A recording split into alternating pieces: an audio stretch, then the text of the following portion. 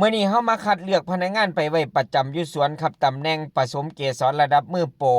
สวัสดิการเกสรมีบ่อั้นบ้านพักฟรีแล้วก็น้ำหวานจากดอกไม้ในสวนเฮาก็เยอะแยะมากมายมีให้กินตลอดครับเพิงโกนฟุ้งนี่เป็นเพิงอพยพมาอยู่บ้านคนแบบบ่ได้รับอนุญาตเจ้าของบ้านเพิ่นก็บ่ได้อยากให้เพิงฟุ้งนี่มาอยู่เว้าง่ายๆก็คือเพิ่นย้านดังนั้นภารกิจของเฮาก็คือย้ายเพิงฟุ้งนี่ออกจากเรือนของเพิ่นอย่างนุ่มนวลแต่ก่อนจะย้ายต้องหาตัวสำคัญนั่นก็คือแม่ทัพนางพญานั่นเองครับพี่น้องครับเพราะถ้าได้นางพญา1ตัวลูกทีมทั้งหมดจะย้ายนำก้นไปกับนางพญาแบบบ่มีข้อสงสัย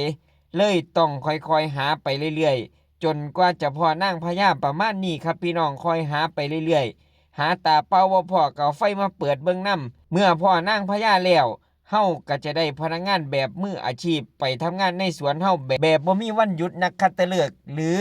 หยุดประจำปีใดๆทั้งสิ้น